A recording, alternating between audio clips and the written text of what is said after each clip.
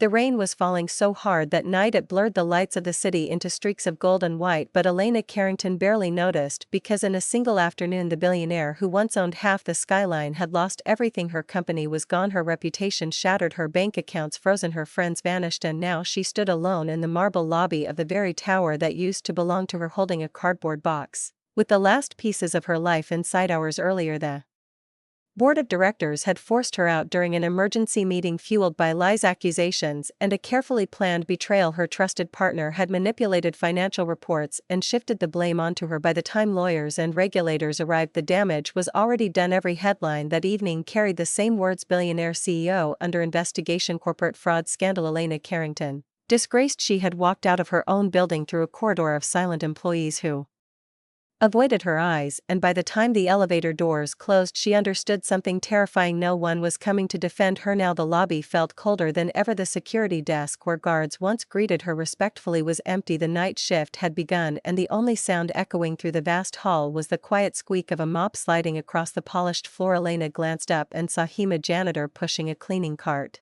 slowly across the marble. He looked ordinary, mid-30s, maybe worn work boots, faded uniform sleeves rolled up, and headphones hanging loosely around his neck. For a moment she wondered if he recognized her, the woman who had been the most powerful person in the building only that morning, but he simply nodded politely. Evening. His voice was calm, friendly, normal, as if nothing about the world had changed. Elena gave a tired nod back, but the moment she tried to take another step toward the door her knees suddenly felt weak, the weight of everything crashing down at once. The headlines, the betrayal, the humiliation. Her vision blurred and the cardboard box slipped from her hands, papers, photographs, and a single framed picture scattering across the floor. Before she could even react, the janitor rushed forward, kneeling beside her. Hey, easy there, he said gently. He gathered the fallen items carefully, stacking them back into the box as if they were fragile treasures instead of meaningless leftovers. When he picked up the framed photo he paused for a moment, studying it. It showed Elena several years earlier, standing beside an older woman, both laughing in the sunlight. Your mom? He asked softly. Elena swallowed and nodded. She passed away 3 years ago. The janitor's expression shifted with quiet understanding. Mine too, he said. For a moment neither of them spoke. The storm outside roared against the glass walls of the lobby, but inside the silence felt strangely calm. Then Elena whispered something she had never said aloud. Before everything is gone. Her voice cracked on the final word. The janitor looked at her for a long moment before saying something that would change the course of her life. Sometimes everything has to fall apart before you can see what was real. Elena let out a bitter laugh. That sounds nice, but you don't lose $10 billion in one day and recover from it. He smiled slightly. Money isn't the hardest thing to lose. Elena studied him more carefully now, noticing the tired lines around his eyes and the quiet strength in the way he moved. What's your name? She asked. Daniel Rivera. Elena nodded slowly. I am sure you know who I am. Daniel shrugged. Yeah, hard to miss when every screen in the break room was showing the news. That must make you hate me, she said. He tilted his head, slightly confused. Why would I hate you? Because according to the entire world I'm a criminal. Daniel leaned back against his cleaning cart, thinking for a moment before replying. Maybe, but I've seen enough life to know the news usually gets the story wrong. Something about the calm certainty in his voice made Elena's chest tighten. You really think I'm innocent? She asked quietly. Daniel gave a small smile. I don't know you well enough to judge that, but I know something else. People who lose everything usually find out who they actually are. Elena stared at the floor. Right now I'm someone with nowhere to go. Daniel hesitated, then spoke carefully. Actually, you might have one place. Elena looked up confused. Daniel rubbed the back of his neck slightly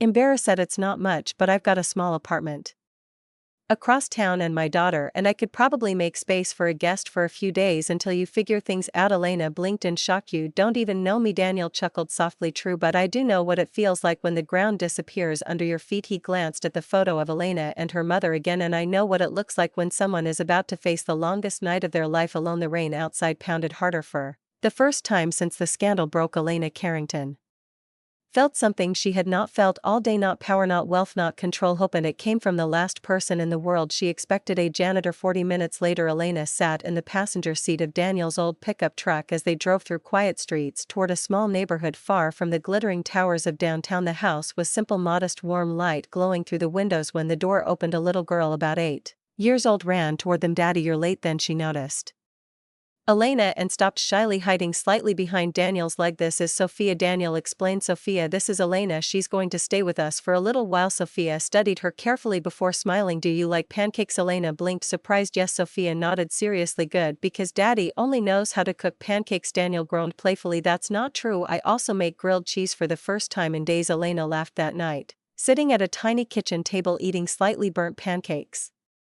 Elena realized something strange for the first time in years. No one expected anything from her. No board meetings, no billion-dollar decisions, no reporters, just a quiet dinner with a janitor and his daughter. But the real miracle happened 2 days later. Daniel was sitting at the kitchen table reviewing bills while Elena watched the news again, every channel repeating the same accusations against her. Then Daniel said something casually that made her heart stop. Wait. Elena looked over what Daniel turned the laptop screen toward her. These financial documents they're showing on the news. Yes, they rerun. Elena frowned. What do you mean? Daniel zoomed in on a section of numbers. I used to work in accounting before my wife got sick. Hospital bills forced me to take whatever job I could find, but numbers are still numbers and these transfers are structured wrong. He pointed at the screen. Whoever framed you rushed the paperwork. There's a trace here. Elena leaned closer, her mind suddenly racing. Within minutes they were analyzing every public record they could access, and then Daniel found it. One tiny transaction hidden among thousands, a transfer that connected directly back to Elena's former partner, the man who had betrayed her. Elena stared at the screen in disbelief. You found it? Daniel smiled softly. Guess being a janitor doesn't mean you stop noticing details. 3 weeks later the truth exploded across every news network. The fraud, the manipulation, the real criminal exposed. Elena Carrington was completely cleared. Her